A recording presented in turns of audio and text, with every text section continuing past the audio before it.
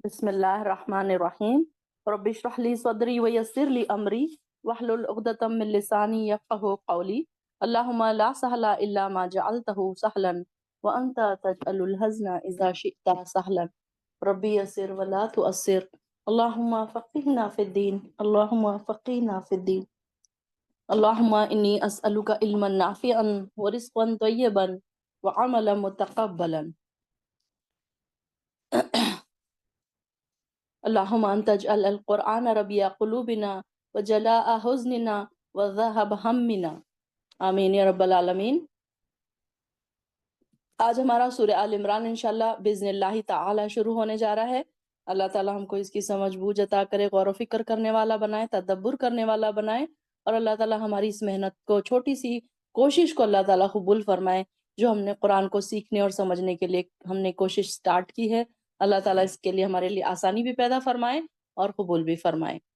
تو شروع کرتے ہیں سورۃ آل عمران. الف لام میم. اللہ کے سوا کوئی الہ نہیں، وہ ہمیشہ سے ہے. اس کی ہم تھوڑی سی فضیلت دیکھ لیتے ہیں پہلے کہ ہم نے پہلے بھی دیکھا تھا کہ سورہ بقرہ کے آخر میں ہم نے دیکھا تھا کہ سورہ بقرہ اور آل عمران دونوں کو کیا کہتے ہیں؟ زہراوین، یعنی کہ دو جگمگانے والی صورتیں. اور آپ صلی اللہ علیہ وسلم نے امت کو ان کو پڑھتے رہنے کی ترغیب دیتے ہوئے فرمایا انہیں پڑھا کرو، قیامت کے دن وہ اس حال میں آئیں گی جیسے دو بادل یا دو سائبان یا پرندوں کے دو جھنڈ، اور اپنے پڑھنے والوں کی طرف سے جھگڑا کریں گی، مغفرت کے لیے جھگڑا کریں گی. کہ یہ مطلب یہ ہے کہ اس کے پڑھنے والوں کو وہ بخشوانے کے لیے جھگڑا کرے گی اللہ تعالیٰ سے. تو یہاں پر اس کی ہمیں فضیلت پتہ چلتی ہے. اب یہاں پر دیکھیے، اللہ کے سوا کوئی الہ نہیں، اللہ لا الہ الا هو الحی القیوم. یہاں پر دیکھیے کہ اس میں اللہ تعالیٰ کی جو صفات آئی ہیں کہ الہ بھی ہے.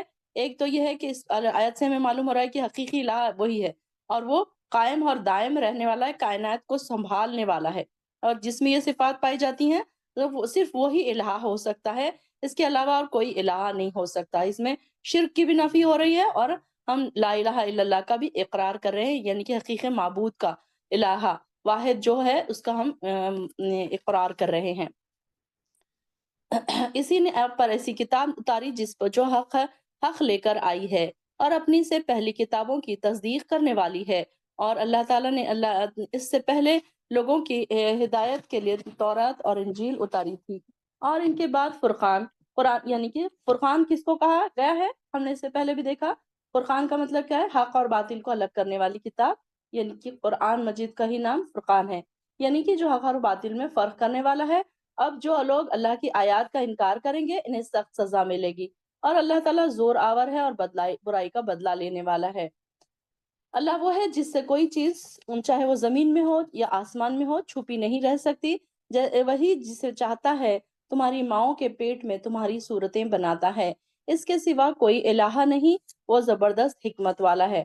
اب یہاں پر دیکھیے کہ اللہ تعالیٰ بتا رہے ہیں کہ کیسے اللہ تعالیٰ نے پیٹ میں، ماں کے پیٹ میں اللہ تعالیٰ نے کیسے ایک ڈراپ جو جاتا ہے، ایک خطرے سے انسانی تخلیق کا شروعات ہوئی.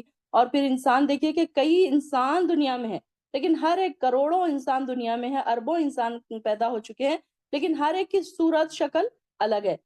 ہر ایک کے یہاں تک کہ آپ دیکھیں گے تھم پرنٹس بھی سب کے الگ ہے کہ کیسے اللہ تعالیٰ نے اتنے شکل و صورت، رنگ کا اختلاف ہے، صرف قد و قامت کا اختلاف ہے، اس میں ہر چیز اللہ تعالیٰ نے کیسے بنائی ہے کہ یہاں پر اللہ تعالیٰ کے ایک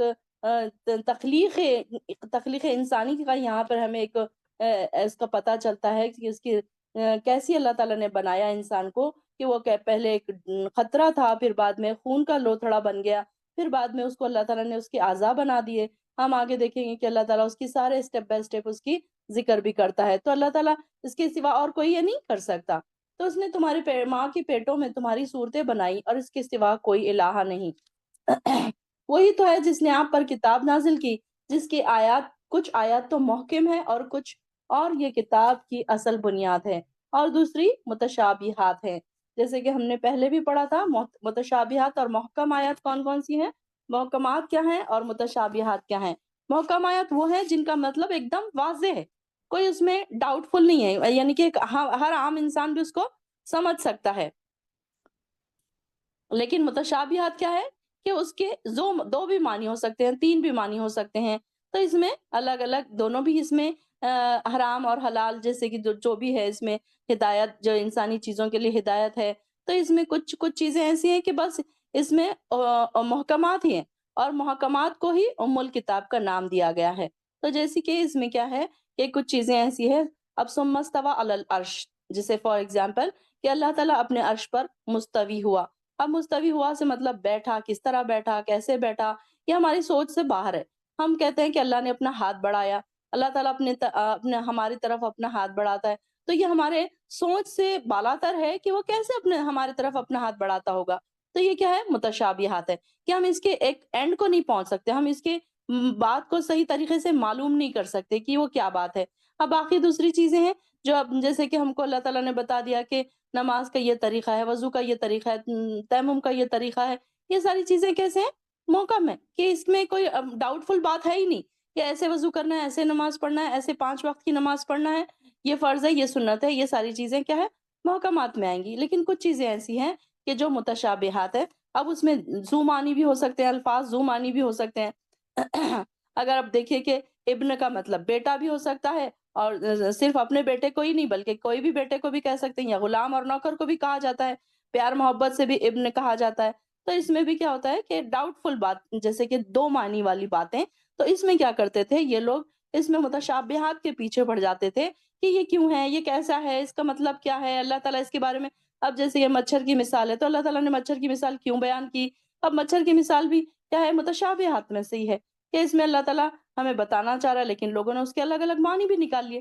تو اللہ تعالیٰ نے فرمایا تم جب ایسے لوگوں کو دیکھو جو متشابہات کے پیچھے پڑے ہیں تو سمجھ لو کہ اللہ تعالیٰ نے قرآن کو انہی لوگوں کے ذکر سے کہا کہ لہٰذا ان سے بچو، یعنی کہ ایسے لوگوں کو ایسے لوگوں سے بچنا چاہیے جو متشابہات کے پیچھے پڑتے ہیں۔ اب دیکھیں کہ بہت سارے لوگ جب قرآن کی کوئی بات ہم اگر ان کے سامنے پیش کریں تو وہ کیا کہتے ہیں کہ یہاں پر دیکھیے، یہاں پر کیسے ہے، یہ کیوں ہے، یہ کہاں لکھا ہوا ہے، مطلب ایسے اس میں بحثیں بہت کرنے لگ جاتے ہیں۔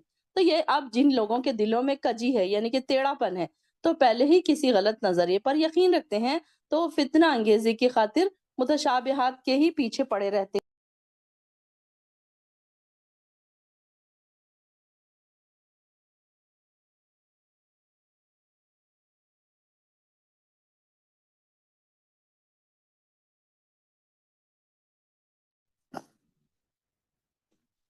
وہ فتنہ انگیزی کی خاطر متشابہات کے ہی پیچھے پڑے رہتے ہیں اور انہیں اپنے حسب منشا معنی پہنانا چاہتے ہیں۔ اب یہ دیکھیے کہ اگر آپ آج دیکھیں گے یوٹیوب پہ ایک آیت کا ترجمہ کئی لوگ کئی طریقوں سے کرتے ہیں۔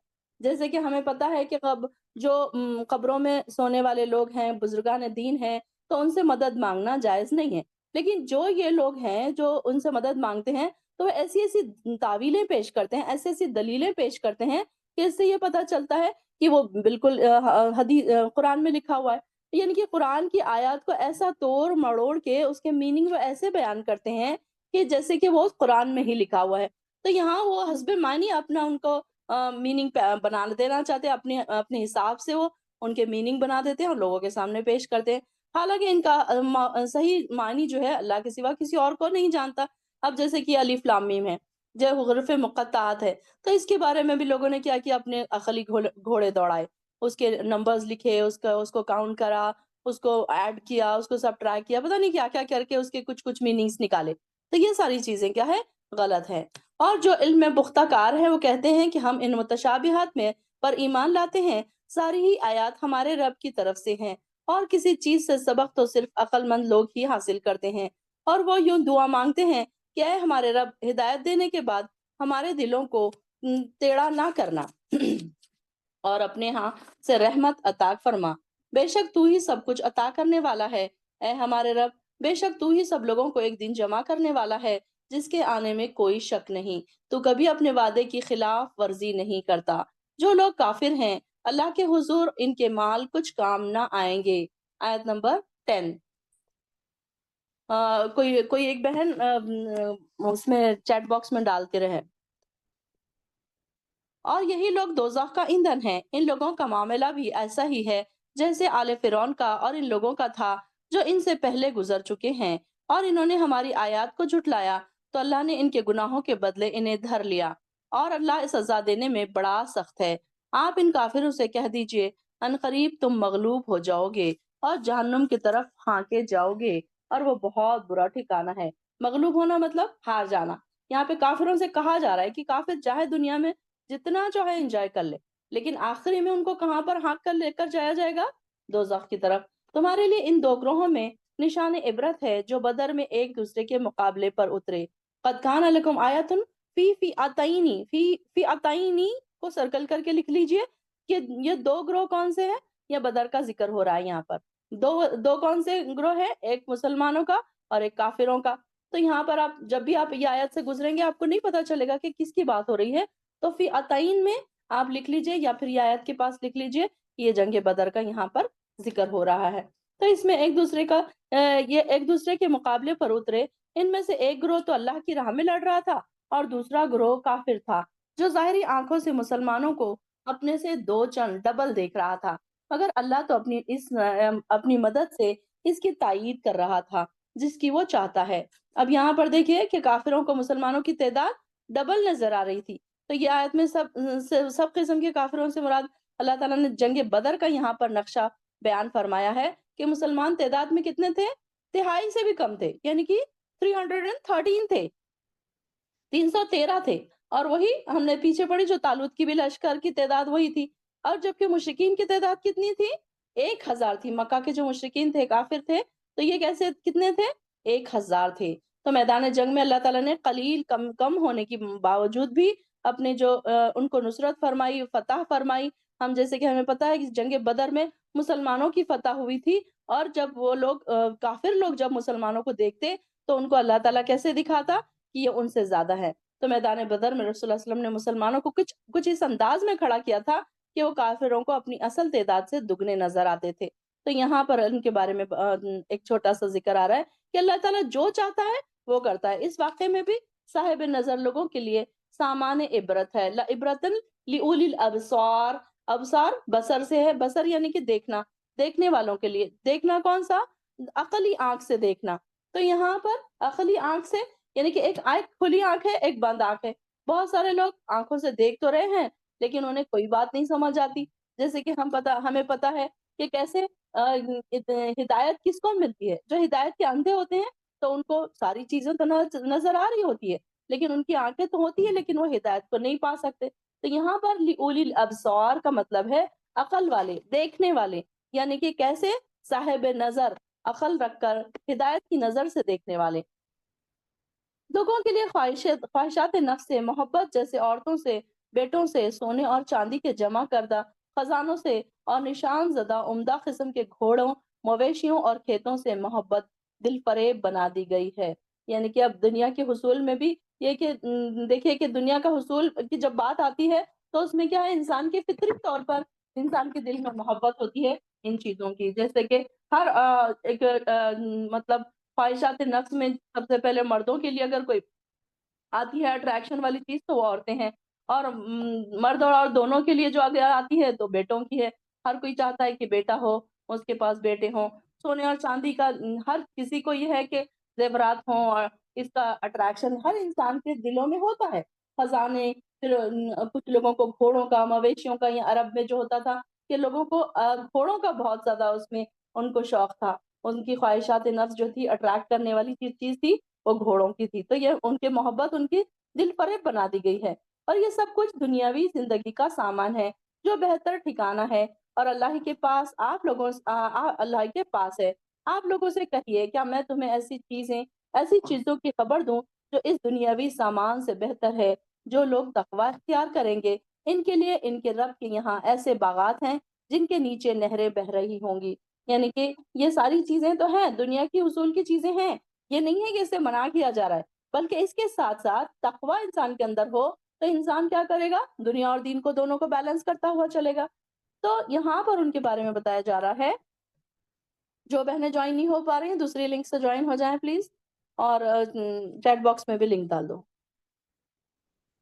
اور رب کے یہاں پر ایسے لوگوں کے بارے میں بتایا جا رہا ہے کہ جن کو فکر آخرت بالکل نہیں ہوتی، وہ دنیا میں اتنے غرق ہو جاتے ہیں کہ وہ صرف یہ ساری چیزیں کمانے میں ہی ان کو دنیا ان کی ختم ہو جاتی ہے اور ان کا آخری وقت آ جاتا ہے۔ تو ایسے لوگوں کے بارے میں بتایا جا رہا ہے کہ یہ تو صرف دنیا دار لوگ ہیں، لیکن جو اللہ والے ہیں، جو تقوی والے لوگ ہیں، تو ان کے لیے تو وہ وہاں دنیا میں بھی ہے اور آخرت میں بھی پھر ان کے لیے حصہ ہے، اور ان کے لیے جنت ہے، ایسے باغات ہیں جن کے نیچے نہریں جاری ہیں، اور وہ ان میں ہمیشہ ہمیشہ رہیں گے، اور وہاں انہیں پاک صاف بیویاں میسر ہوں گی، اور اللہ کی رضامندی ان سب نعمتوں سے بڑھ کر ہوگی۔ یعنی کہ کتنی بڑی نعمت ہے کہ اللہ کی رضامندی کسی کے لیے ہو جانا، یہ اللہ تعالی ہم سب کے لیے بھی ایسے ہی بنا دے۔ اللہ تو ہم سے راضی ہو جا، اللہ اللہم انی اسألک الرضاک، اللہ اس طریقے سے دعا کیا کریں کہ اللہ تیری رضامندی ہمیں عطا کر دے۔ اللہ مرنے سے پہلے بس ہم ایک ہمارا مشن ہونا چاہیے کہ اللہ کی رضا ہم حاصل کر لیں، اللہ کی رضا کو ہم پالیں، اور اس کے لیے ہمیں کیا محنت کرنی ہے، کیا کوششیں کرنی ہے، یہ آپ سب کو پتہ ہے کہ ہمیں کیا کرنا ہے، کیا نہیں کرنا ہے، کیا اللہ تعالیٰ نے ساری چیزیں بتا دی قرآن میں کھول کھول کر۔ تو یہاں پر تقوی والے لوگوں کا ذکر آ رہا ہے، تو ایسے لوگوں کے لیے کہ اللہ ہمیں بھی تقوی والے لوگوں میں شامل کر لے، اللہ تعالیٰ تو ہمیں بھی ان لوگوں میں شامل کر لے جس کو اللہ کی رضا حاصل ہوگی، اور اللہ تعالیٰ اپنے بندوں کو ہر وقت دیکھ رہا ہے، واللہ بصیر بالعباد۔ تو جو کہتے ہیں اے ہمارے رب ہم ایمان لے آئے، لہٰذا ہمارے گناہ بخش دے اور ہمیں دوزخ کے آگ سے بچا۔ انڈرلائن کیجئے دعا، ربنا اننا آمنا فاغفر لنا، اے ہمارے رب اننا آمنا ہم ایمان لائے، فاغفر لنا تو تو ہمیں بخش دے، ذنوبنا ہمارے گناہوں کو، وقنا عذاب النار اور ہمیں آگ کے عذاب سے بچا۔ انڈرلائن کیجئے اور دعا کو ساتھ ساتھ سیم ڈے یاد کرنے کی کوشش کیجئے۔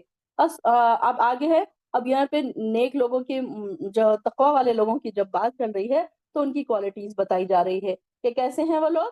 الصابرین، یہ لوگ صبر کرنے والے ہیں، سچ بولنے والے ہیں، فرما بردار ہیں، اللہ کی راہ میں خرچ کرنے والے ہیں، اور رات کے آخری حصے میں استغفار کرنے والے ہیں۔ اب جلدی جلدی اپنی لسٹ کھول لیجئے اور چیک کر لیجئے، کیا میں صبر کرنے والی ہوں؟ کیا میں سچ بولنے والی ہوں؟ کیا میں فرما برداری کرنے والی ہوں اللہ کی؟ کیا اللہ کی راہ میں کتنا خرچ کرتی ہوں؟ اور رات کے آخری حصے میں کیا میری تہجدیں ہوتی ہیں، یا پھر میں کبھی پڑھتی ہوں کبھی نہیں پڑھتی ہوں؟ تو یہ جو لسٹ ہے نا اللہ تعالیٰ کے خاص بندوں کی، متقی لوگوں کی، جو اللہ کے خاص بندے ہیں، ان کی کوالٹیز بتائی جا رہی۔ ہمیں بھی یہ ساری کوالٹیز چاہیے، اللہ تعالیٰ سے ضد کر لیں، اللہ تعالیٰ سے کریں کہ ایک خواب اپنا رکھ لیں، ایک ایم اپنا رکھ لیں کہ اللہ یہ ساری کوالٹیز میں اپنے اندر بھی پیدا کر لوں گی، اور کوشش کریں اللہ تعالیٰ سے دعائیں بھی کرتے جائیں کہ اللہ میں بھی صابرین میں شامل ہونا چاہتی ہوں، اللہ میرا نام صابرین میں لکھ دے، اللہ میرا نام صادقین میں لکھ دے، اللہ میرا نام قانتین میں لکھ دے، اللہ میرا نام منفقین میں لکھ دے، اللہ میرا نام مستغفرین میں لکھ دے۔ اللہ ہمارے اندر بھی ایسی کوالٹیز ہونا چاہیے۔ جب ہم ایسے لوگوں کے بارے میں بات کریں جن کا ذکر قرآن میں ہو رہا ہے، اللہ کتنے ہوں گے وہ ان کے کیسے ہوں گے وہ لوگ کہ جن کے جو ایسے تقوی والے ہوں گے جن کا اللہ کے پاس نام ہوگا۔ تو ہم بھی ایسے بننا چاہیں کہ دیکھیے کہ ہم اپنے بچوں کو کیا کہتے ہیں، دیکھو فلاں کا بچہ کتنا اچھا پڑھتا ہے، تم نہیں پڑھتے، اس کے مارکس کتنے اچھے آتے ہیں، تمہارے کیوں نہیں آتے؟ ہم اپنے بچوں کو دوسروں سے کمپیئر کرتے ہیں، لیکن ہم جب دین کی بات آتی ہے تو ہم اپنے آپ کو بڑے اپنے جو گناہ، اپنی نیکیاں جو ہے ہم اس میں ہی مطمئن رہتے ہیں۔ ہم یہ نہیں سمجھتے کہ ہماری نیکیاں بہت کم ہے، بلکہ ہم یہ سوچتے ہیں کہ ہماری جتنی نیکیاں ہیں بس کافی ہے، اتنا ہمارے لیے ٹھیک ہے، اور ہمیں کرنے کی ضرورت نہیں ہے، یہ سوچتے ہیں، کیونکہ شیطان نے ہمیں ایسی تھپکیاں دی ہوئی ہے نا کہ شیطان یہ کہتا ہے کہ نہیں تم بہت نیک ہو، تمہیں ضرورت نہیں ہے اتنی زیادہ نیکیوں کی، تو ہر وقت نیکیوں کے حریص ہونے چاہیے۔ فاستبقوا الخیرات کی لسٹ میں دوڑ دوڑ کے نیکیوں کے لیے دوڑ کے آنے والے اللہ کے خاص بندے ہوتے ہیں۔ اللہ تعالیٰ یہ ساری کوالٹیز ہم سب بہنوں میں اور ہماری نسلوں میں، ہمارے اہل و عیال میں پیدا کر دے۔ اللہ ہمارے بھی خواب ہے کہ ہم بھی ایسے لوگوں میں شامل ہو جائیں جو تیرے خاص بندے ہیں، جو تیرے متقی بندے ہیں۔ یہاں پر پرہیزگاروں کی 5 صفات کا ذکر کیا گیا ہے، اور سب سے پہلی صفت کیا بتائی گئی ہے؟ صبر۔ کہ متقی جو ہے، پرہیزگار جو ہوتے ہیں، سب سے پہلے صبر کرنے والے ہوتے ہیں، جو کہ آج کے زمانے میں ہمیں صبر کرنا ہی نہیں آتا، چھوٹی چھوٹی باتوں پر ہم ایگزاسٹ ہو جاتے ہیں، غصے میں آ جاتے ہیں، فوراً اپنا اینگر کھو بیٹھتے ہیں، اور پھر یہ ہے کہ پھر بات بڑھتے بڑھتے کہ کہاں سے کہاں چلی جاتی ہے۔ اگر ہسبینڈ بیوی کے بیچ میں، ہسبینڈ وائف کے بیچ میں یہ بات ہو تو پھر کیا ہوتا ہے کہ یہ طلاق تک نوبتیں چلی جاتی ہے۔ پھر گھر والوں کے بیچ اگر ہو، سسرال والوں کے بیچ ہو، تو پھر نئے تماشے، نئے جھگڑے۔ یہ ساری چیزیں اگر صبر انسان کے پاس ہو تو پھر کیا ہوگا، انسان آرام سے پھر ہر چیز کو ہینڈل کرنے والا بن جاتا ہے۔ اللہ نے خود بھی اس بات کی شہادت دی ہے کہ اس کے سوا کوئی الہ نہیں، اور فرشتوں نے بھی اور اہل علم نے بھی اور سیدھے راستے والوں نے بھی اور انصاف کے ساتھ یہی شہادت دی کہ اس کے سوا کوئی الہ نہیں، اور وہی زبردست ہے، حکمت والا ہے۔ اللہ کے یہاں دین صرف اسلام ہے، اور اہل کتاب نے علم میں وحی آ جانے کے بعد جو اختلاف کیا تو اس کی وجہ محض ان کی باہمی ضد اور سرکشی تھی۔ جیسے کہ ہمیں پتا ہے کہ ان لوگوں نے کیا ضد تھی ان کی، کہ یہ نبی جو آیا تو ہم اس کا انکار کیوں کر رہے ہیں، کیونکہ یہ ہماری نسل سے نہیں آیا۔ یہ اسماعیل علیہ السلام کی نسل سے کیوں آیا؟ اسحاق علیہ السلام کی نسل سے سارے انبیاء آئے، تو وہ یہ سوچ رہے تھے کہ اب یہ جو آخری نبی ہوگا تو یہ بھی یہاں سے آئے گا، کیونکہ ساری نبیوں کی کڑیاں جو ہے ابراہیم علیہ السلام سے لے کر یوسف علیہ السلام تک جو کڑیاں ملتی ہیں تو وہ ساری کے ساری ایک ہی نبی سے ملتی ہیں۔ اب جو آخری نبی آ گیا تو ان کی صرف ضد یہی تھی کہ یہ نبی ہماری نسل سے نہیں آیا، تو اب ہم کیا کریں گے، ہم اس کی کیوں بات مانیں گے؟ اور جو شخص اللہ کی آیات سے انکار کرتا ہے تو اللہ کو اس کا حساب چکانے میں دیر نہیں لگتی۔ پھر یہ اہل کتاب اگر آپ سے جھگڑا کرے تو ان سے کہہ دیجئے میں نے بھی اللہ کے سامنے میرا سر جھکا لیا۔ فَإِنْ حَاجُّوكَ فَقُلْ أَسْلَمْتُ، پیچھے بھی ہم نے پڑھا نا، ابراہیم علیہ السلام نے کیا کہا تھا، اللہ تعالیٰ نے ان کو کیا کہا تھا، اسلم، تو انہوں نے کیا کہا تھا، اسلمتو۔ یہاں پر بھی وہی بات آ رہی ہے کہ میں نے اپنا سر جھکا دیا، کس کے لیے، اللہ کے لیے۔ میرے پیروکاروں نے بھی اور ان اہل کتاب اور غیر اہل کتاب دونوں سے پوچھئے کیا تم بھی اللہ کے فرما بردار بنتے ہو، اسلم تم، کیا تم بھی اللہ کے فرما بردار بنتے ہو؟ فَإِنْ أَسْلَمُوا، پھر اگر وہ فرما بردار بن گئے، فَقَدْ اهْتَدَوْا، تو وہ پھر ہدایت پا لیں گے۔ یعنی کہ جو اسلام کے آگے جھک گئے، جنہوں نے چوں چرا نہیں کی، جنہوں نے سوالات نہیں کیے، نہیں یہ کیسے ہے، نہیں یہ مشکل ہے، یہ ہم نہیں کر سکتے۔ اب یہ دیکھیں کہ جو کمزور دین والے ہیں، کمزور پختہ ایمان والے ہیں نا، تو ان کو ذرا مشکل لگتی ہے، تھوڑی چیزیں کر لیں گے، تھوڑی چیزیں چھوڑ دیں گے، تو یہ اسلم تو میں نہیں آئے گا۔ پھر اسلم تو کس کو کہیں گے کہ سارے کے سارے چیزیں کو ایمان لا لینا اور بنا کوئی سوال کیے کہ اس پر فوراً جھک جانا، من و ان سے سمعنا و اطعنا، کہ سوال کوئی نہیں کریں گے ہم کہ نہیں یہ کیسے کرنا ہے، یہ ہم سے نہیں ہوگا، یہ تو بڑا مشکل ہے، اچھا دیکھیں گے، اچھا سوچیں گے ہم یہ کیسے کرنا ہے، یہ تو ہم کو ذرا مشکل لگ رہا ہے، نہیں، بلکہ اسلم جب کہا گیا تو اسلم تو کہہ دینا ہے۔ اپنے اپنے دلوں میں یہ ضرور اپنے ارادوں سے، پکے ارادوں سے کہہ لیجئے کہ اللہ میں بھی تیرے آگے اپنا سر تسلیم خم کرتی ہوں، یعنی کہ میں اپنا سر جھکاتی ہوں، میں بھی اسلم تو کہتی ہوں اللہ، تیرے ہر احکام کے آگے میں اپنا سر جھکاتی ہوں۔ اور پھر اگر وہ فرما بردار بن جائیں تو دیکھیں کہ کیا اچھی بات ہے کہ وہ ہدایت پا لیں گے۔ اگر وہ فرما بردار بن جائے تو انہوں نے ہدایت پا لی، اور اگر منہ پھیر لے تو آپ پر صرف پیغام پہنچانے کی ذمہ داری ہے۔ اور اللہ اپنے بندوں کو خوب دیکھ رہا ہے، جو لوگ اللہ کی راہ کا انکار کرتے ہیں اور انبیاء کو ناحق قتل کرتے رہے، اور ان لوگوں کو بھی جو انصاف کرنے کا حکم دیا کرتے تھے، تو ایسے لوگوں کو دکھ دینے والے عذاب ہے، عذاب کی خوشخبری سنا دیجیے۔ اب یہ دیکھیے سارکاسٹک، یہ طنزیہ جملہ ان کو، عذاب کی خوشخبری، عذاب کی بھلا تھوڑی خوشخبری ہوتی ہے، خوشخبری تو جنتوں کی ہوتی ہے۔ لیکن یہاں پر دیکھیے کہ ایک تانے کے طور پر ان کو کہا جا رہا ہے کہ جو لوگوں نے ایسے کیا، یہود کا کیا طریقہ تھا کہ انبیاء کو اور صالحین کو کیا کر دیتے تھے، اپنے ناحق قتل کر دیتے تھے، کہ اپنے اسلاف کو، یعنی کہ ان کے اتنے واقعات ان کے پاس مشہور ہے کہ یہ قرآن پر ایمان نہیں لاتے تھے، اور روایت سے معلوم ہوتا ہے کہ بنی اسرائیل نے 43 پیغمبروں کو ایک ہی دن میں صبح کے وقت قتل کیا، اور یہ کام بنی اسرائیل کے علماء نے اپنی حکومت کے ساتھ مل کر انجام دیا یہ کام۔ اور جیسے کہ انہوں نے سیدنا عیسیٰ علیہ السلام کو بھی حکومت کے ذریعے سولی چڑھانے کی پلاننگ کی تھی، اور جب یہ لوگ اتنے انبیاء کو قتل کر چکے تو جو ان کے متتابعین تھے اور اللہ سے ڈرنے والوں نے ایسے جو تھے، تو ان کے اوپر زبردست احتجاج کیا کہ تم نے یہ کام کیوں کیا؟ تو انہوں نے کیا کیا، ان صالحین میں سے بھی 170 لوگوں کو ان کو اسی شام قتل کر دیا کہ تم ان کے خلاف کیسے بول رہے ہو۔ تو ان کے بارے میں آ رہا ہے کہ یہ تو کیا کرتے تھے، ان کو یہ ایسی نیک کاموں کا حکم جب دیتے تھے تو یہ کیا کرتے تھے، قتل ہی کر دیتے تھے۔ تو ان کے بارے میں آ رہا ہے کہ کیا آپ نے ان لوگوں پر غور نہیں کیا کہ جو کیا کرتے تھے کہ توریت جن کو دی گئی تھی، توریت کے علم سے کچھ حصہ ان کو ملا تھا، انہیں اللہ کی کتاب کی طرف بلایا جاتا تو ان کے درمیان فیصلہ کر دے، تو ان کے ایک گروہ منہ پھیر لیتا اور دوسرا اعراض کرنے لگتا۔ اور اس کی وجہ یہ تھی کہ وہ کہتے تھے کہ ان کا عقیدہ بن چکا ہے، سوائے گنتی کے چند دن دوزخ کی آگ ان کو نہیں چھوئے گی۔ جیسے کہ ہم یہ کہتے ہیں نا، ہم نے پہلے بھی پڑھا کہ یہود جو تھے وہ کیا کہتے تھے کہ تھوڑے दिन हमको आग छुएगी। क्यों? जितने दिन हमने बछड़े की पूजा की थी, सिर्फ उतने ही दिन हमें आग छुएगी।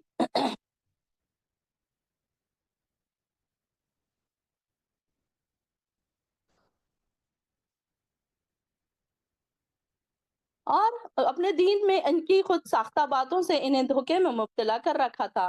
फिर इस वक़्त इनका क्या हाल होगा जब इन्हें हम जमा करेंगे, जिसके आने में कोई शक नहीं, और जिसने जिसने भी कोई अमल किया होगा, इससे इसका पूरा-पूरा बदला दिया जाएगा और इन पर ज़ुल्म नहीं किया जाएगा।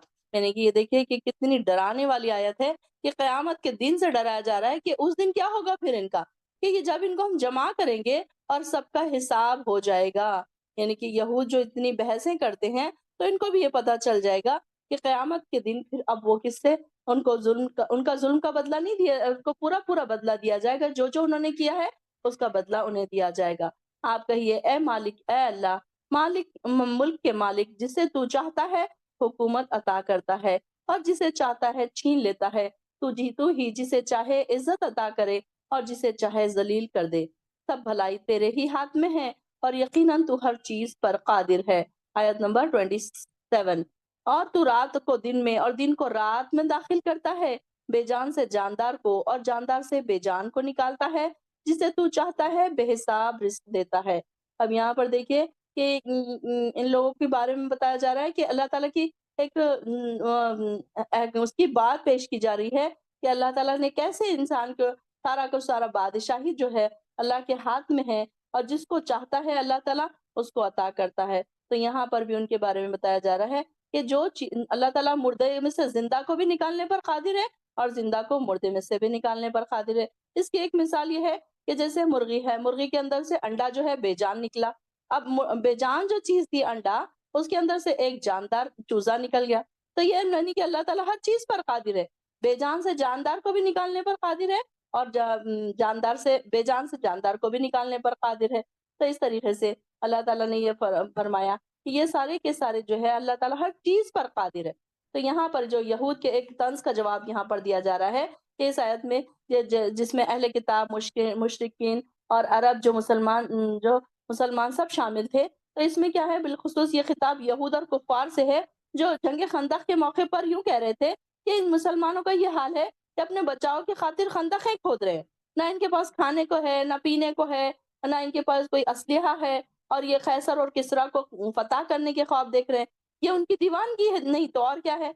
यहूद और कुफार को इन सब बातों का जवाब दिया जा रहा है कि अल्लाह ताला अपना मालिक और मुल्क है। अल्लाह ताला जिसको चाहता है हुकूमत अता करता है और जिसको चाहता है, अल्लाह ताला के हाथ में इज्जत है, जिसको चाहता है अता करता है, जिसको चाहता है जलील करता है। तो इज्जु मंतशा तो जिल्लु मंतशा, कि ये अल्लाह ताला के हाथ में है। कि देखिए कि कई बार ऐसा होता है कि कई फकीर होते हैं, गरीब और गुरबा होते हैं, और अल्लाह ताला उनको इतनी इज्जत अता कर देता है, उनको जमीन से उठाकर बादशाह बना देता है।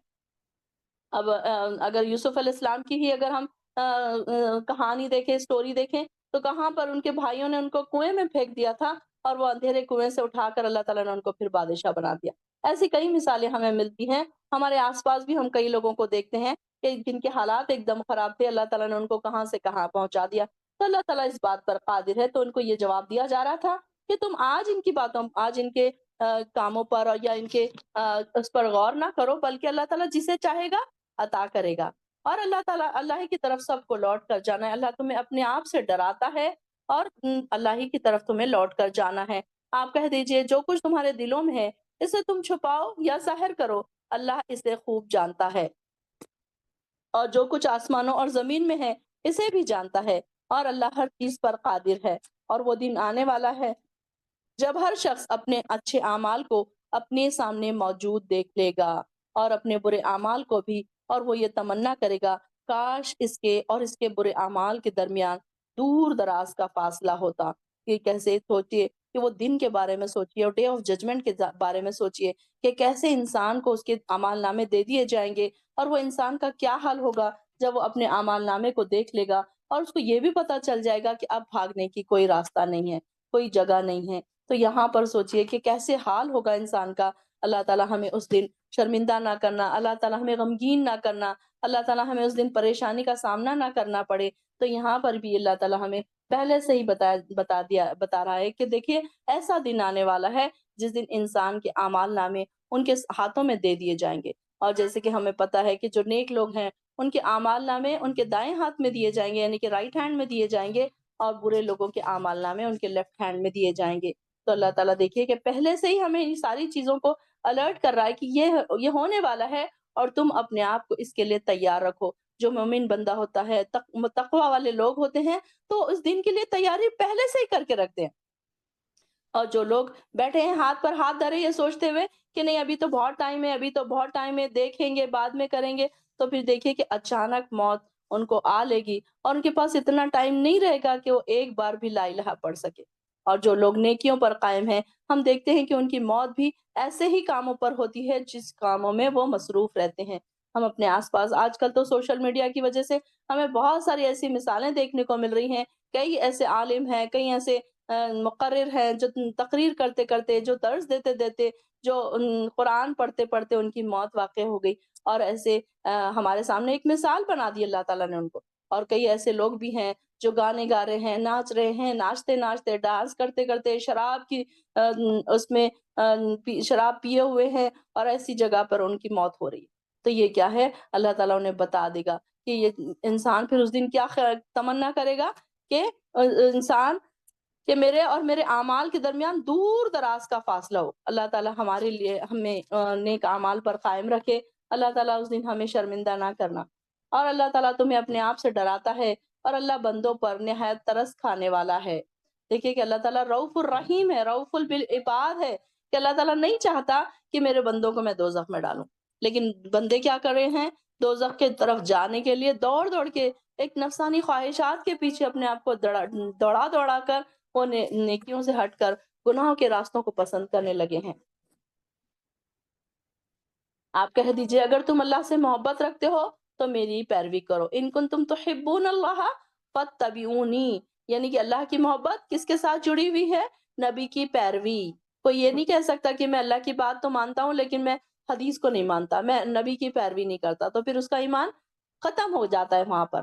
تو وہاں پر ایمان کے لیے کیا ضروری ہے؟ اگر اللہ سے محبت ہے تو نبی کی پیروی کرنا، اللہ خود تم سے محبت کرے گا اور تمہارے گناہ بخش دے گا، اور اللہ بہت بخشنے والا، نہایت رحم کرنے والا ہے۔ واللہ غفور الرحیم، اللہ تعالیٰ بڑا بخشنے والا اور نہایت رحم کرنے والا ہے۔ اللہ تعالیٰ ہمارے بھی گناہوں کو بخش دے، اللہ ہمیں بھی نیکیوں پر قائم کر دے۔ اور آپ ان سے کہہ دیجئے اللہ کی اور اس کے رسول کی اطاعت کرو، پھر اگر وہ دعوت قبول کرے نہ کریں تو اللہ ایسے کافروں کو پسند نہیں کرتا۔ اللہ تعالیٰ نے آدم کو، نوح کو اور آل ابراہیم اور آل عمران کو تمام اہل عالم میں سے منتخب کیا تھا جو ایک دوسرے کی اولاد تھے، اور اللہ سب کچھ سننے والا اور جاننے والا ہے۔ جب عمران کی بیوی نے دعا کی تھی، اے میرے رب، میں نے منت مانی ہے کہ جو کچھ میرے بطن میں ہے، یعنی کہ پیٹ میں ہے، اسے میں تیرے لیے وقف کر دوں گی، اور سو میری اس منت کو قبول فرما، بے شک تو ہر ایک کی سننے والا اور جاننے والا ہے۔ پھر جب بچی پیدا ہوئی تو کہنے لگی میرے یہاں تو لڑکی پیدا ہوئی، حالانکہ جو کچھ اس نے جنا تھا اللہ تعالیٰ اسے خوب جانتا تھا، اور لڑکا لڑکی کی طرح نہیں ہوتا۔ اب میں نے اس کا نام مریم رکھ دیا، اور اس کی اولاد کو شیطان مردود سے تیری پناہ میں دیتی ہوں۔ اب سیدہ مریم جو تھی، سیدہ مریم نے کیا نظر مانی تھی؟ سیدہ مریم کی والدہ جو ان کی منت، جو یہاں پر جو منت مانی تھی، تو انہوں نے کیا کیا، ان کے یہاں لڑکا ان کو اولاد نہیں تھی، تو انہوں نے اولاد کی، اللہ تعالیٰ سے دعا کی، اور یہ دعا کی کہ اگر مجھے اولاد ہوگی تو میں کیا کروں گی، اسے اللہ کی عبادت کے لیے وقف کر دوں گی۔ مگر ان کو کیا ہوا؟ بیٹی پیدا ہو گئی۔ بی بی مریم کی والدہ کی یہاں بات ہو رہی ہے، تو یہاں پر اب انہوں نے کہا کہ اب میں کیا کروں، اب پریشان ہو گئی کہ اللہ یہ تو لڑکی ہے، اب میں اس کو کیسے چھوڑوں؟ تو اللہ تعالیٰ کو تو پتا تھا کہ یہ لڑکی، اللہ تعالیٰ نے تو لڑکی دی تھی، لیکن اللہ تعالیٰ کیا کہا کہ انہوں نے کہا کہ اب جو انہوں نے نظر مانی تھی تو انہوں نے پوری کرنی تھی، تو انہوں نے کہا کہ اللہ میں اس کا نام مریم رکھتی ہوں۔ اور اس طرح کی منت کے پہلے کے زمانے میں یہ ہوتا تھا کہ لوگ اس طریقے سے کی منت مانگتے تھے اور بیت المقدس یا ہیکل سلیمانی میں چھوڑ کر چلے جاتے تھے، یعنی انہیں ہیکل سلیمانی میں عبادت خانے کے منتظمین جو ہوتے تھے، جنہیں وہ اپنی زبان میں کاہن کہتے تھے، ان کے سپرد کراتے تھے۔ تو یہاں پر بھی انہوں نے کیا کیا، جس میں اللہ تعالیٰ نے سیدہ مریم کو یوں تسلی دی کہ لڑکی لڑکے سے بدرجہ افضل ہے، یعنی کہ حتیٰ کو کوئی بھی لڑکا اس لڑکی کے جوڑ کا نہیں ہے۔ اللہ تعالیٰ کا لڑکی کو پیدا کرنا وہ بھی ایک ایگزامپل تھا کہ اللہ تعالیٰ نے اس کو اب چنانچہ اس کے رب نے اس کی منت کو بخوشی قبول کیا۔ انہوں نے کیا کیا کہ جب بیٹی پیدا ہوئی تو اسے لے جا کر ہیکل سلیمانی میں یعنی کہ بیت المقدس میں ان کو چھوڑ دیا، اور نہایت اچھی طرح اس کی اللہ تعالیٰ نے اس کی نہایت اچھی طرح نشوونما کی اور زکریا کو اس کا سرپرست بنایا۔ سیدنا ابو ہریرہ فرماتے ہیں جو بچہ پیدا ہوتا ہے اس کی پیدائش کے وقت شیطان اسے چھوتا ہے تو وہ چلا کر رونے لگتا ہے، لیکن صرف مریم اور اس کے بیٹے یعنی کہ سیدنا عیسیٰ علیہ السلام کو شیطان نے نہیں چھوا تھا، اور سیدہ مریم کی دعا کو اللہ تعالیٰ نے قبول فرمایا۔ سیدہ مریم کی والدہ کی منت کو اللہ تعالیٰ نے انہیں شرف قبولیت بخشی تھی، اور سیدہ مریم کی جسمانی اور روحانی تربیت خوب اچھی طریقے سے فرمائی، اور ان کے بارے میں یہ بھی آتا ہے کہ ان کی جو کفالت ہے، ان کے جو خالو تھے ان کے حصے میں آئی، آگے ہم دیکھیں گے کیسے وہ۔ تو یہاں پر انہوں نے کہا جب بھی ان کے سیدنا زکریا علیہ السلام جب بھی ان کے کمرے میں داخل ہوتے تو دیکھتے کہ ان کو سرپرست بنایا تھا، جب بھی زکریا مریم کے کمرے میں داخل ہوتے تو اس کے یہاں کوئی کھانے پینے کی چیزیں موجود پاتے اور پوچھتے مریم یہ تجھے کہاں سے ملا؟ خالہ یا مریم ان لکی ھذا، کہ یہ تمہیں کہاں سے ملا؟ کہ دیکھیے کہ ایک تو وہ کمرے میں اکیلی رہتی تھی اور ان کے پاس جانے والے صرف کون تھے؟ ان کے خالو تھے، زکریا علیہ السلام تھے، لیکن جب بھی وہ جاتے تو دیکھتے کہ بے موسم پھل وہاں پر پاتے، کہ وہ کھانے اور پینے کی ساری چیزیں وہاں پر ہوتی۔ تو انہوں نے ایک بار سوال کر لیا یا مریم ان لکی ھذا، کہ تمہارے پاس کہاں سے آیا؟ قالت، تو انہوں نے کہا ہوا من عند اللہ، یہ اللہ کی طرف سے ہے، ان اللہ یرزق من یشاء بغیر حساب، اللہ تعالیٰ جسے چاہتا ہے بے حساب رزق دیتا ہے۔ آپ بھی اس طریقے سے کہہ کر اللہ تعالیٰ سے دعا کر سکتے ہیں کہ اللہ تعالیٰ تو اس بات پر قادر ہے کہ جسے چاہے بغیر حساب کے عطا کرے۔ تو جب زکریا نے مریم کا یہ جواب سنا تو اپنے رب سے وہی دعا کی کہ اے میرے رب مجھے اپنی جناب سے نیک اور پاکیزہ سیرت اولاد عطا فرما، اور تو ہی دعا کا سننے والا ہے۔ پھر جب زکریا محراب میں کھڑے نماز ادا کر رہے تھے تو انہیں فرشتوں نے پکارا اور کہا اللہ تعالیٰ آپ کو یحییٰ کی خوشخبری دیتا ہے، یعنی کہ ان کے لیے ایک بیٹے کی خوشخبری، اور وہ بیٹے کا نام بھی اللہ تعالیٰ نے آسمانوں پر طے کر دیا تھا، جو اللہ کے ایک کلمہ عیسیٰ کی تصدیق کرے گا، اور وہ سردار ہوگا اور اپنے نفس کو روکنے والا۔ اب ان کی کوالٹیز بھی بتا دی کہ جو بیٹا آپ کو عطا کیا جائے گا وہ کیسے ہوگا، اپنے نفس کو روکنے والا اور نبی ہوگا اور بہترین کردار کا مالک ہوگا۔ زکریا علیہ السلام نے کہا اے میرے رب میرے یہاں لڑکا کیسے ہوگا جبکہ میں خود تو بوڑھا ہو چکا ہوں اور میری بیوی بانجھ ہے؟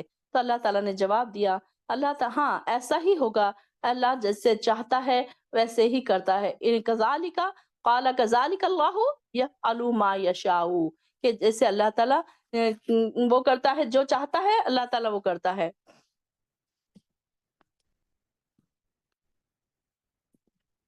اب یہاں پر دیکھیے کہ جب زکریا علیہ السلام نے دیکھا کہ اللہ تعالیٰ جب بی بی مریم کو بے موسم پھل فروٹ کھانے پینے کی چیزیں عطا کر سکتا ہے تو مجھے بھی بڑھاپے میں اولاد عطا کر سکتا ہے۔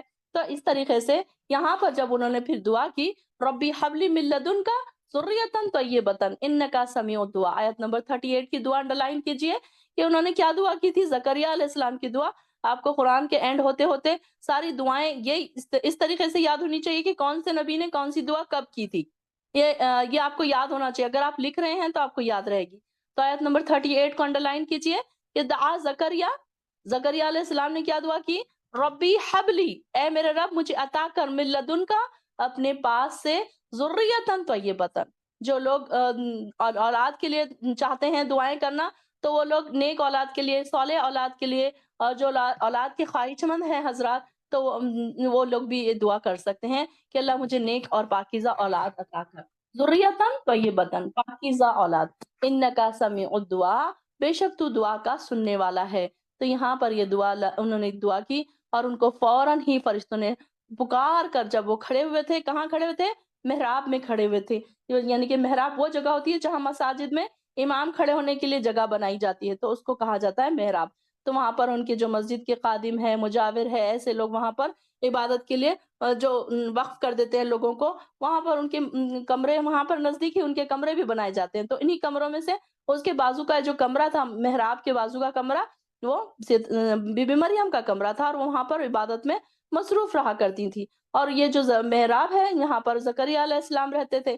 تو یہاں پر انہوں نے دیکھا کہ جب انہوں نے دعا کی ایسے، تو ان کو فرشتوں نے وہیں پر آواز دے کر کہا کہ اے زکریا، اللہ تعالیٰ بھی تمہیں کیا کرتا ہے، ایک بیٹے کی خوشخبری سناتا ہے۔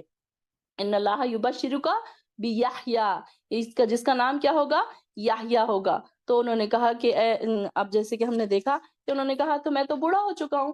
تو زکریا نے عرض کیا، پروردگار پھر میرے لیے کوئی نشانی مقرر کر دے۔ اور اللہ تعالیٰ نے جواب دیا، نشانی یہ ہے کہ آپ 3 دن لوگوں سے اشارے کے سوا بات چیت نہ کریں گے۔ ان دنوں اپنے رب کو بہت یاد کیجیے، صبح اور شام اس کی تسبیح کیجیے۔ وسبح بعشی والابکار۔ فرشتوں کی یہاں پر دیکھیے، زکریا علیہ السلام سے ہم کلامی کی بات سنائی، ہمیں پتہ چل رہی ہے کہ جب وہ فرشتوں نے کیسے ان سے بات کی، کیسے انہوں نے سوال کیا، اور فرشتوں نے ان کو جواب دیا، اور پھر ان کو یہ ایک دیا گیا، نشانی یہ دی گئی کہ وہ 3 دن تک لوگوں سے بات نہیں کریں گے۔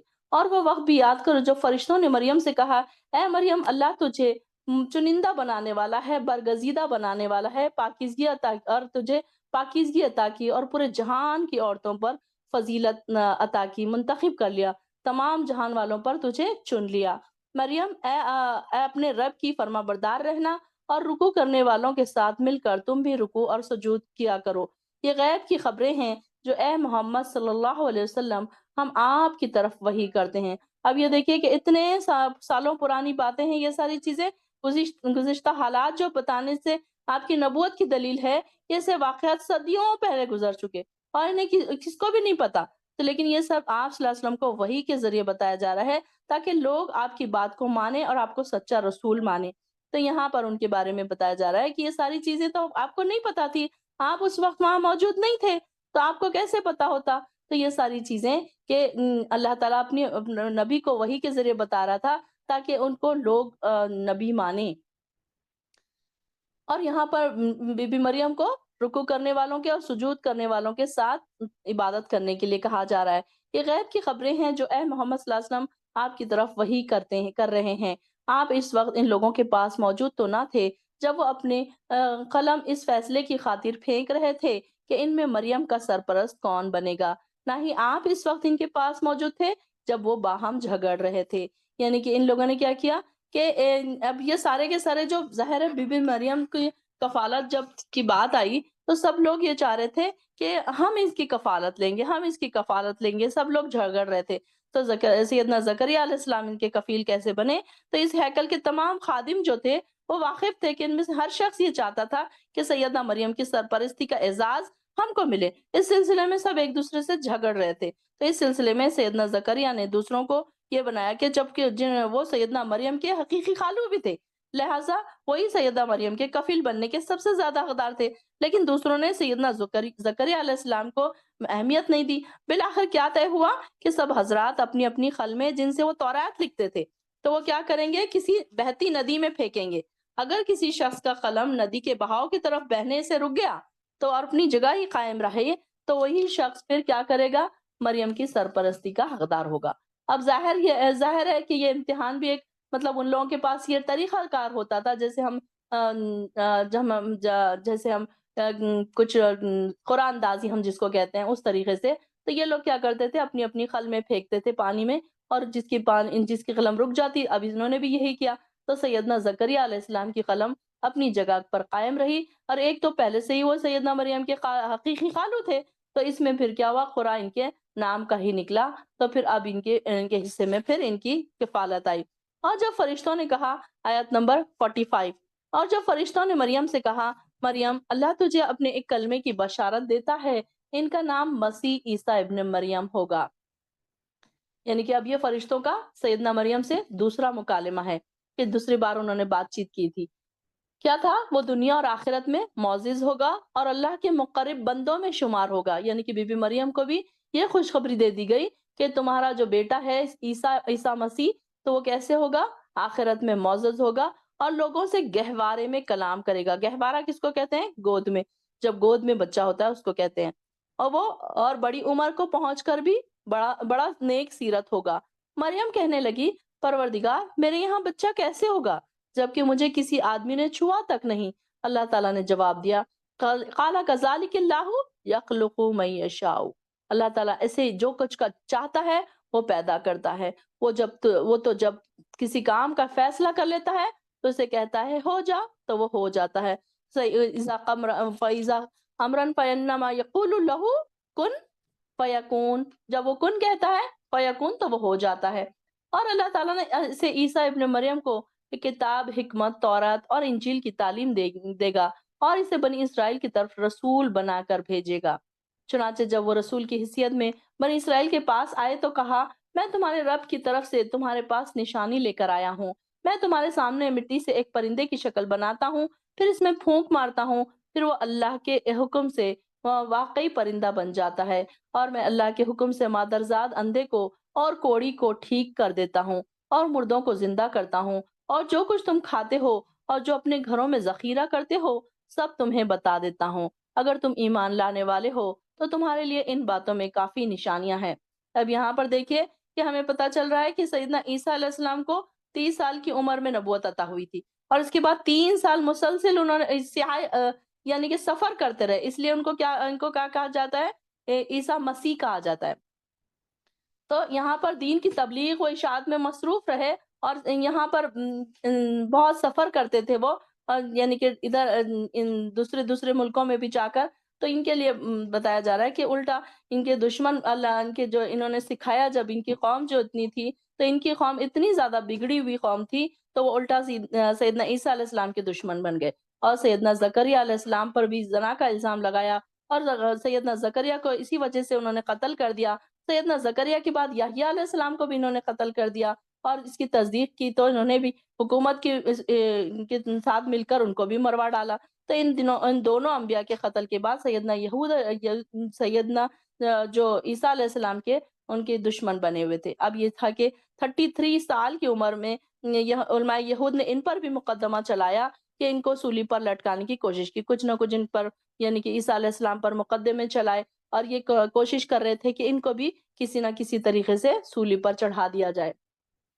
اب یہاں پر بھی جو بات ہو رہی ہے کہ جو نشانیاں بتائی جا رہی ہیں، تو نشانیوں میں بھی کیا بتایا جا رہا ہے بار بار کہ بِإِذْنِ اللہ، دیکھیے کہ وہ اللہ کے حکم سے پرندے کو بناتے تھے اور اس میں روح پھونکتے تھے، بِإِذْنِ اللہ، یہ اس میں وہ یہ بتایا جا رہا ہے کہ کچھ بھی میری کچھ نہیں ہے، بلکہ سب کے سب اللہ کے حکم سے کر رہا ہے۔ انسان جو بھی کرتا ہے اللہ کے حکم سے کرتا ہے۔ اتنے بڑے نبی ہے لیکن ان میں یہ کہ وہ بار بار یہ کہہ رہے ہیں کہ میں یہ کام کرتا ہوں لیکن اللہ کے حکم سے، بِإِذْنِ اللہ 3 بار آیا ہے کہ بِإِذْنِ اللہ، کہ یعنی کہ جو بھی کام جو بھی اللہ تعالیٰ نے ان کو نشانیاں دی تھی وہ سب وہ کرتے تھے تو وہ اللہ کے حکم سے کرتے تھے۔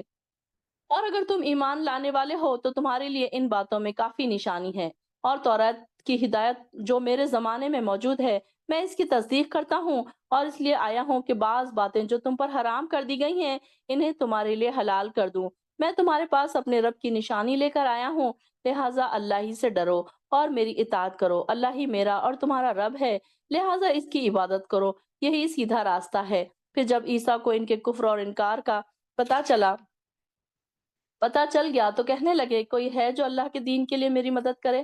حواری کہنے لگے ہم اللہ کے دین کے مددگار ہیں، ہم اللہ پر ایمان لاتے ہیں اور گواہ رہیے کہ ہم مسلمان اللہ کے فرما بردار ہیں۔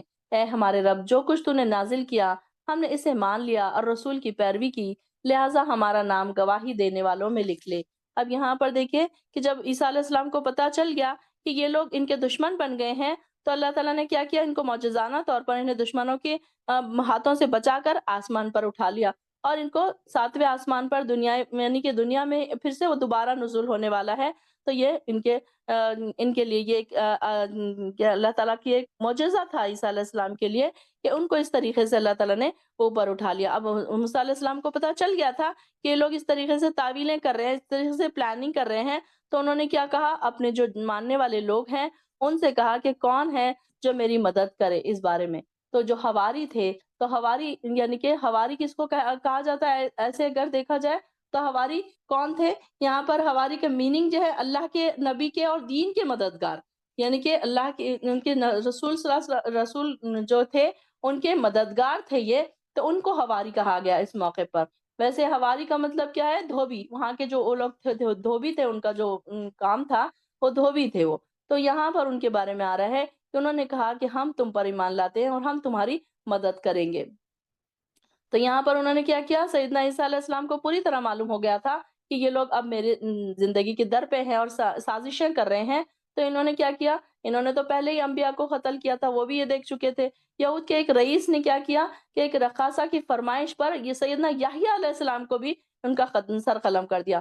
وہ جو ناچنے والی تھی اس نے کیا کہا تھا کہ مجھے سیدنا یحییٰ علیہ السلام کا سر لا کر دو۔ تو اس نے کیا کیا؟ انہوں نے کیا کیا وہ شخص نے کہ وہ ناچنے والی کے کہنے پر سیدنا یحییٰ علیہ السلام کا قتل کیا اور اس کے سامنے سر بھی پیش کر دیا۔ تو اس طریقے سے ان لوگوں کے بارے میں آتا ہے کہ یہ لوگ کیسے ہیں، کہ حواری کا مفہوم بھی اسی واقعے سے سمجھ میں آتا ہے کہ یہ لوگ اللہ کے مددگار تھے، یعنی کہ جو نبی کے ساتھ رہتے تھے، نبی کے مددگار تھے۔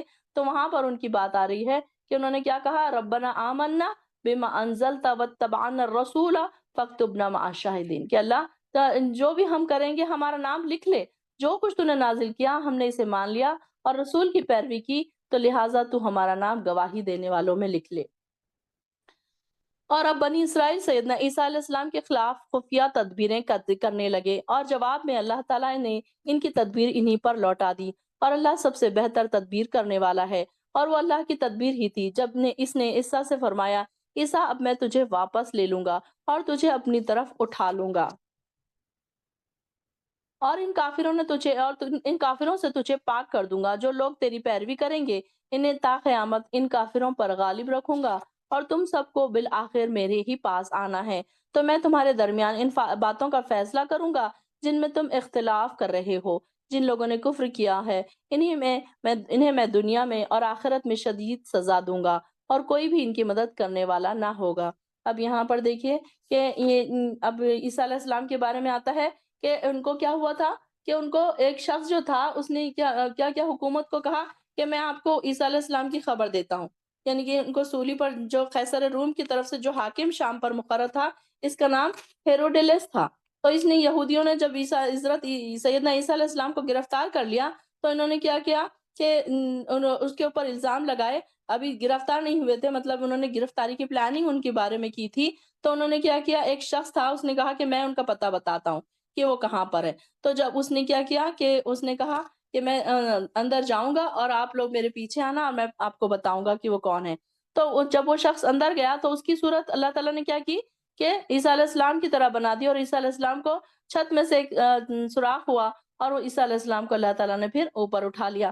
اور ان کے جو لوگ تھے، بادشاہ کے جو لوگ تھے، تو انہوں نے کیا کیا کہ اس کو وہ شخص سمجھ کر، عیسیٰ علیہ السلام سمجھ کر انہوں نے اس کو پکڑ لیا۔ اور وہ جب وہ کہہ رہا تھا کہ نہیں میں وہ نہیں ہوں، نہیں وہ نہیں ہوں، تو کوئی اس کی بات نہیں مانتا تھا، اور اس کو پھر سولی دے دی گئی۔ تو یہ لوگ یہ سمجھتے ہیں کہ ہم نے عیسیٰ علیہ السلام کو سولی پر چڑھائی، بلکہ انہوں نے تو اس شخص کو سولی پر چڑھائی۔ ولیکن شبیہ لہم کے الفاظ اس میں استعمال ہوئے ہیں کہ اللہ تعالیٰ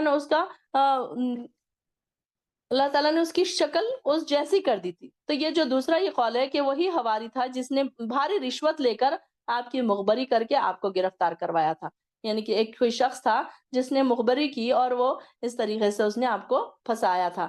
تو یہاں پر ان کے بارے میں آتا ہے کہ جب نزول کب ہوگا عیسیٰ مسیح کا، کہ بہت ساری احادیث میں ثابت ہے کہ عیسیٰ علیہ السلام قیامت کے قریب دمشق کی مسجد کے سفید مینار پر نزول فرمائیں گے۔ اب جب عیسیٰ علیہ السلام جب اوپر اٹھائے گئے تھے تو وہ نہا کر آئے تھے اور ان کے بالوں سے پانی ٹپک رہا تھا۔ تو جب حدیث میں آتا ہے کہ جب وہ اتریں گے تو اسی شکل و صورت میں ہوں گے، کہ ان کے ایک طرف جبرائیل علیہ السلام ہوں گے اور دوسری طرف میکائیل علیہ السلام۔ اس وقت مسلمانوں کے کئی طرح کے فتنوں میں مبتلا ہوں گے، اور سب سے بڑا فتنہ دجال کا ہوگا، یعنی کہ دجال آ چکا ہوگا۔ دجال کے آنے کے بعد پھر عیسیٰ علیہ السلام کا نزول ہوگا، اور آپ دجال کو ختم کریں گے اور مسلمانوں کی مدد فرمائیں گے، اور آپ کوئی نئی شریعت نہیں لائیں گے بلکہ رسول کے امتی بن کر رہیں گے۔ اسی زمانے میں آپ شادی بھی کریں گے، آپ کی اولاد بھی ہوگی، اور آپ کے دور میں اسلام کا بول بالا ہوگا، اور آپ اپنی طبعی موت مریں گے۔ ابھی آپ مرے نہیں ہیں نا، عیسیٰ علیہ السلام ابھی مرے نہیں ہیں، تو جب وہ دوبارہ آئیں گے پھر وہ دوبارہ اپنی طبعی موت مریں گے۔ اس دوران آپ یہودیوں کو چن چن کر ماریں گے، یہاں تک کہ اگر کوئی یہودی کسی پتھر کے پیچھے بھی چھپا ہوگا تو پتھر بھی بول اٹھے گا کہ یہاں ایک یہودی میرے پیچھے چھپا ہوا ہے۔ تو اسی طریقے سے جو آخری زمانہ ہوگا تو عیسیٰ علیہ السلام اس میں آئیں گے اور پھر دجال کا بھی خاتمہ ہوگا۔ جن لوگوں نے کفر کیا ہے انہیں اس دنیا اور آخرت میں شدید سزا دوں گا اور کوئی بھی ان کی مدد کرنے والا نہ ہوگا۔ البتہ جو لوگ ایمان لائے اور انہوں نے اچھے عمل کیے ان کا پورا پورا بدلہ دیا جائے گا اور اللہ ظالموں کو پسند نہیں کرتا۔ یہ آیات ذکر اور حکمت سے لبریز ہے جو ہم آپ کو پڑھ کر سناتے ہیں۔ بے شک اللہ کی یہاں عیسیٰ کی مثال آدم جیسی ہے جسے اللہ نے مٹی سے پیدا کیا، پھر اسے حکم دیا کہ ہو جا تو وہ ہو گیا۔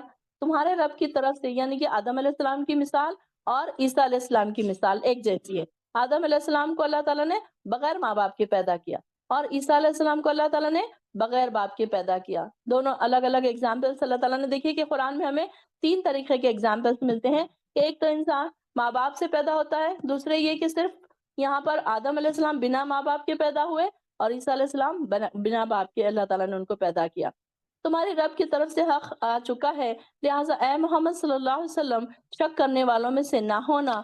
پھر اگر کوئی شخص علم وحی آ جانے کے بعد اس بارے میں آپ سے جھگڑا کرے تو آپ ان سے کہیے آؤ ہم اور تم اپنے بچوں کو اور بیویوں کو بلا لیں اور خود بھی حاضر ہو کر اللہ سے گڑ گڑا کر دعا کرے، جو جھوٹا ہو اس پر اللہ کی لعنت ہو۔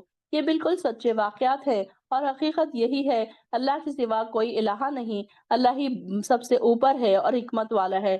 پھر اگر یہ نصارہ مقابلے میں نہ آئیں تو اللہ تعالیٰ ایسے مفسدوں کو خوب جانتا ہے۔ اب یہ جو آیت ہے اس کو آیت مباہلہ کہا جاتا ہے۔ آپ اس کو لکھ لیجئے، آیت نمبر 61۔ اس کو کیا کہتے ہیں؟ آیت مباہلہ۔ مباہلہ کا کیا مطلب ہے؟ مطلب ان لوگوں نے ایک اس آیت میں عیسائیوں کے ایک تردید کی جا رہی ہے کہ 8 ہجری کے آخر میں مکہ فتح ہوا تو 9 ہجری میں ایک وفد عرب کی مدینے میں آمد شروع ہوئی۔ بہت سارے وفود آنے لگے، بہت سارے لوگ آنے لگے مدینہ میں اور اسلام قبول کرنے لگے۔ اس میں کچھ لوگ تو اسلام قبول کرنے آتے اور کچھ اسلام کی باتیں سیکھنے آتے۔ تو اسی میں کیا ہوا، نجران کے عیسائیوں کا ایک وفد آیا، وفد مطلب ایک گروپ آیا، مدینے میں آیا۔ تو یہاں پر انہوں نے کیا کہ اس وقت اس علاقے میں 73 بستیاں شامل تھی اور 1 لاکھ سے زائد لوگ موجود تھے۔ تو یہ حکومت 3 سرداروں کے زیر حکم تھی۔ تو اب انہوں نے کیا 3 سرداروں کے ساتھ انہوں نے 60 آدمی اپنے لے کر ساتھ مدینہ پہنچے اور یہ لوگ جنگ نہیں کرنا چاہتے تھے بلکہ مسلمانوں کی ایک مضبوط قائم جو ہو چکی تھی تو اسلام بھی قبول کرنے پر آمادہ نہیں تھے، یعنی کہ تیار نہیں تھے، صرف آپ صلی اللہ علیہ وسلم سے کچھ بات کرنے آئے تھے اور یہ ان کی بحث یہ تھی کہ یہ ان کو حضور صلی اللہ علیہ وسلم کو اپنی بات پر منوا لیں۔ تو انہوں نے کیا کیا کہ عیسائیوں نے اس کی خاطر آؤ بھگت کی اور مال کا ان کا پیش کیا اور ان کے آنے کا مقصد صرف یہ تھا کہ بحث مناظرہ مسلمانوں کو لاجواب کر دیں۔ یہ چاہ رہے تھے کہ وہ ہماری بات ہم منوا لیں، یعنی کہ انہوں نے آتے ہی رسول اللہ صلی اللہ علیہ وسلم سے مسیح کے موضوع پر بحث شروع کی، عیسیٰ مسیح کے موضوع پر کہ تم لوگ جب یہ تسلیم کرتے ہو کہ عیسیٰ علیہ السلام معجزانہ طور پر بنا باپ کے پیدا ہوئے، پھر تم یہ بھی تسلیم کرتے ہو کہ یہودی انہیں مارنے پر قادر نہیں ہو سکے اور انہیں آسمانوں پر اٹھا لیا گیا، تو یہ صفات کسی بندے کی نہیں ہو سکتی، تو تم اس کو روح اللہ کی اور روح اللہ بھی تسلیم کرتے ہو، پھر ان سے بڑھ کر ان کی الوہیت کی کیا دلیل ہو سکتی ہے؟ یعنی کہ وہ ان کو مسلمانوں سے یہ بحث کرنا چاہ رہے تھے کہ الہ صرف ہمارے عیسیٰ علیہ السلام ہے۔ تو ان کی باتوں کا جواب دینے کے لیے آپ صلی اللہ علیہ وسلم کی عادت یہ تھی کہ جب بھی کوئی ایسی صورتحال پیش آتی تو آپ فوراً جواب دینے کے بجائے کیا کرتے؟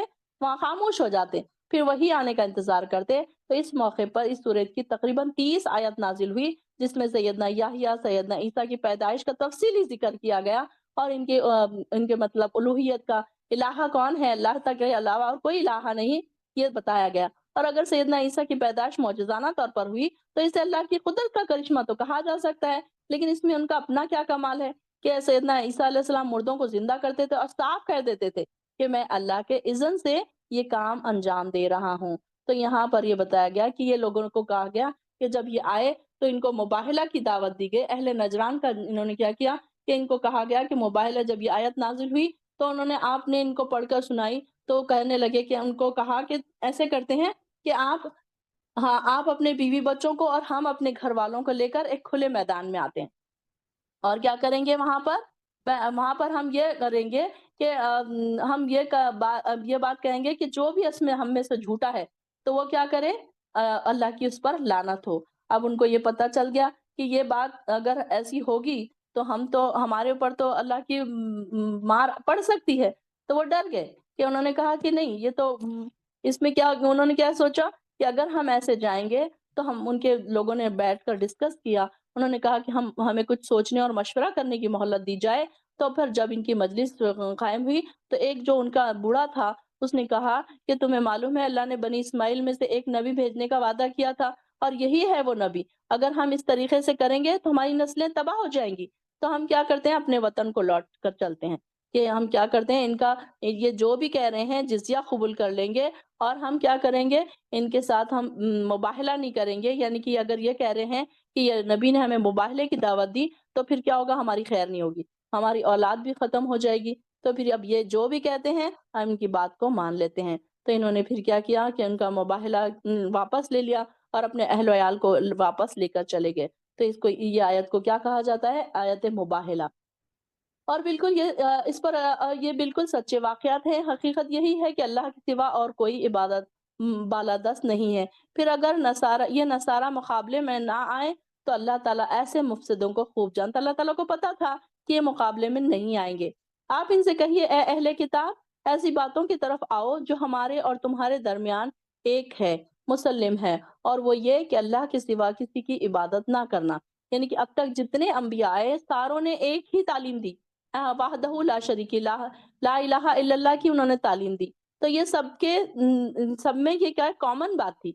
तो अल्लाह के सिवा किसी को माबूद ना करेंगे, और ना किसी को शरीक बनाएँगे, और ना हम में से कोई शख्स किसी को छोड़ अल्लाह को छोड़कर किसी दूसरे को रब बनाए।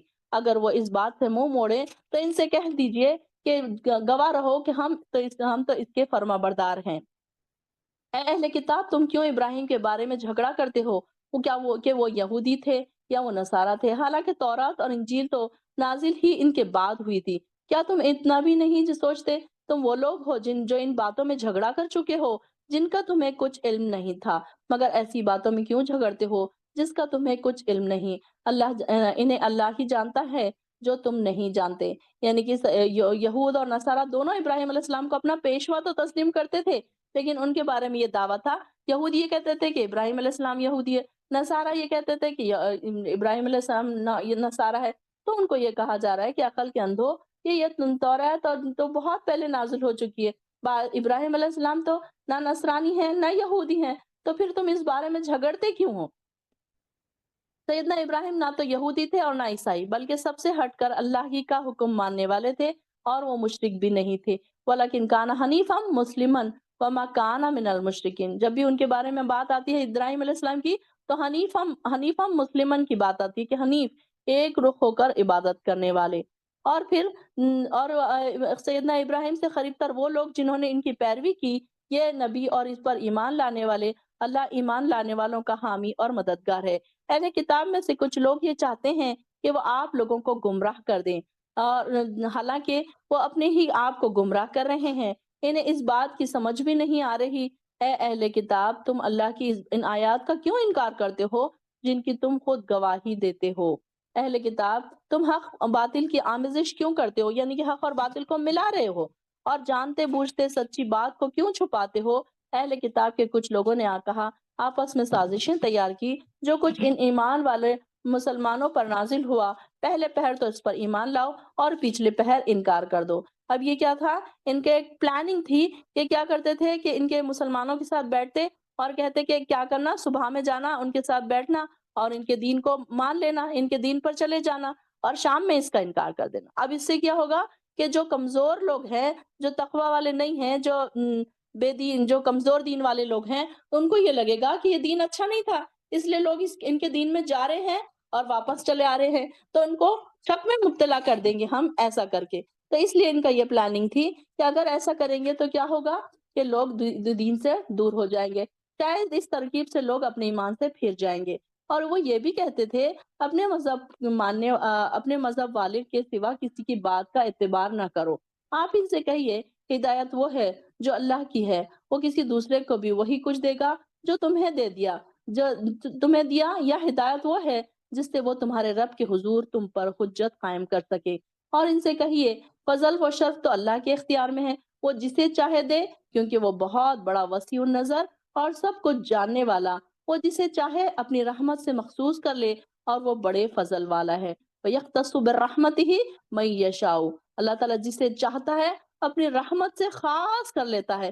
یہ دیکھیے کہ اللہ ہمارے ہاتھ میں نہیں ہے کہ ہم ایسی کوئی کام کریں، لیکن اللہ تعالیٰ اگر ہمیں ہدایت دے، اللہ تعالیٰ ہمیں سیدھے راستوں پر چلا دے، تو ہمارے لیے یہ آسان ہو جاتا ہے۔ اور اللہ تعالیٰ جسے پسند کرتا ہے، جسے چن لیتا ہے، تو دین کی سمجھ عطا کر دیتا ہے اور اپنی رحمت سے خاص کر لیتا ہے۔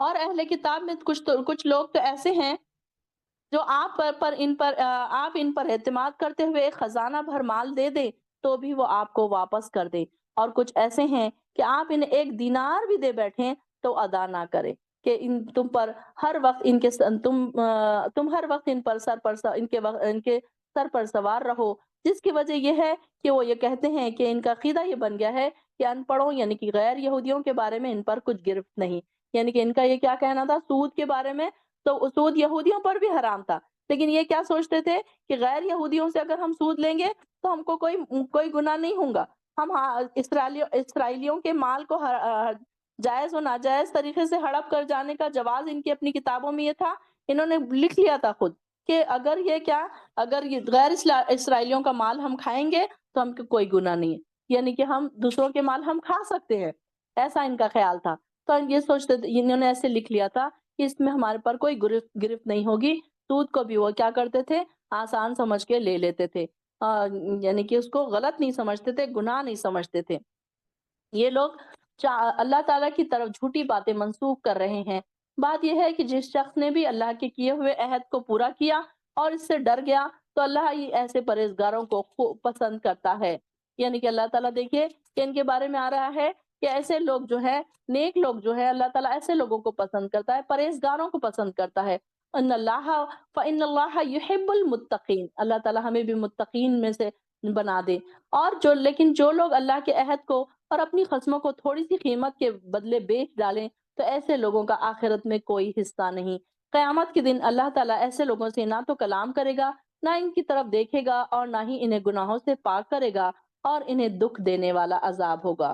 اب یہاں پر دیکھیے کہ یہ لوگ کیا کرتے تھے کہ جھوٹے وعدے کر کے، جھوٹی قسمیں کھا کر اپنا مال بیچتے تھے اور اس میں غلط غلط چیزیں شامل کر لیتے تھے۔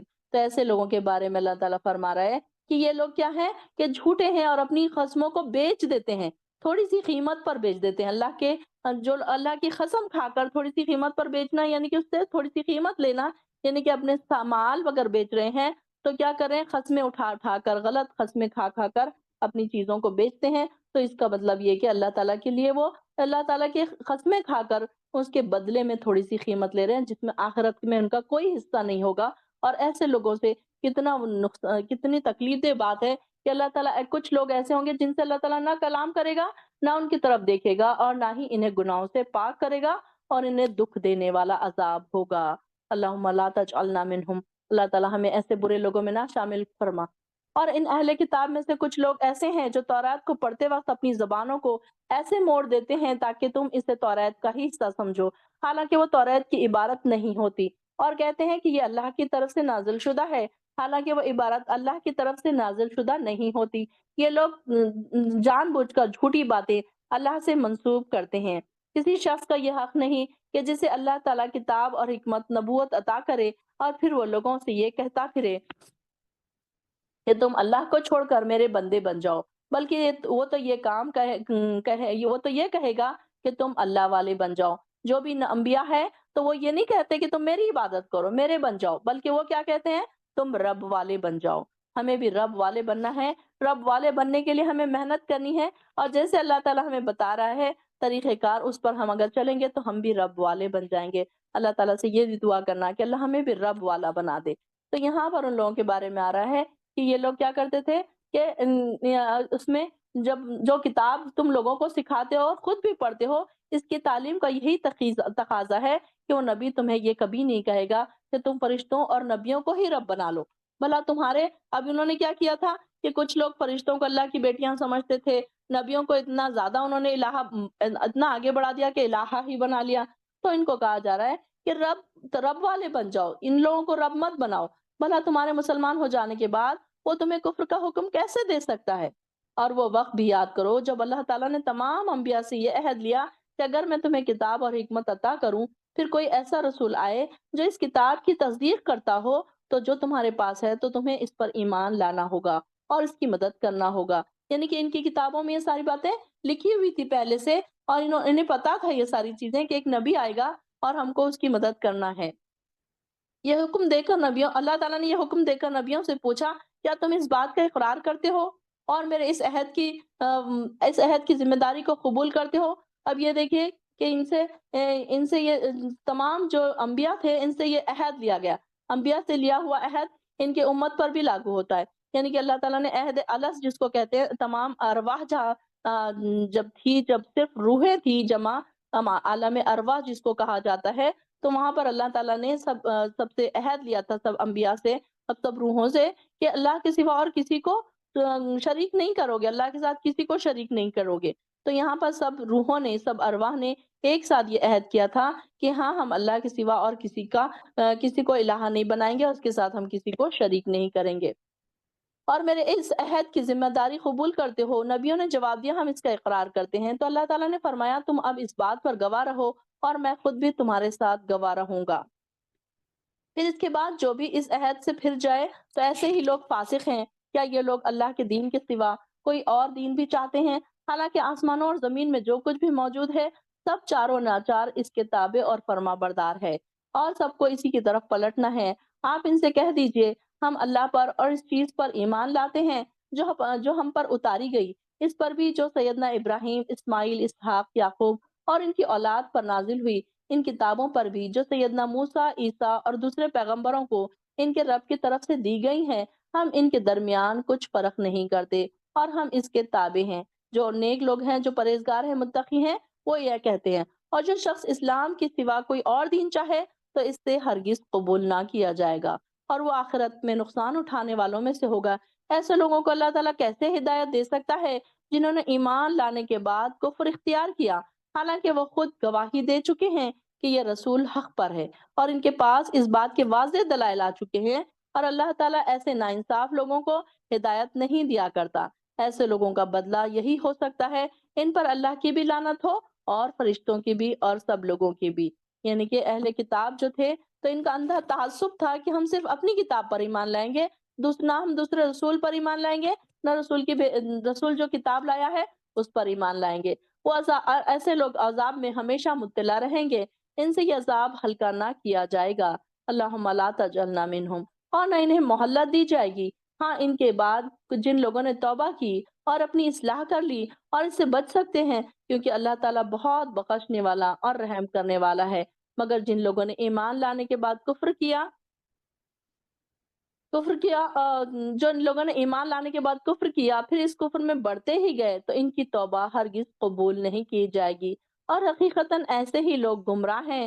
جو لوگ کافر ہوئے پھر کفر ہی میں حالت میں مر گئے، اگر وہ زمین بھر کر سونا بھی دے کر خود چھوٹ جانا چاہیں تو ان کی توبہ ہرگز قبول نہیں کی جائے گی، اور یہی لوگ ہیں جنہیں دکھ دینے والا عذاب ہوگا اور ان کا کوئی مددگار بھی نہ ہوگا۔ اللہم لا تجعلنا منہم، اللہ تعالیٰ ہمیں نیک اور تقوی والے لوگوں میں شامل فرمائے۔ اللہ برے لوگوں سے ہمیں بچائے اور ان کی کوالٹیز سے ہمیں بچائے، اور نیکیوں کے کاموں پر ہمیں قائم کر دے۔ وآخر الدعوانا الحمد للہ رب العالمین۔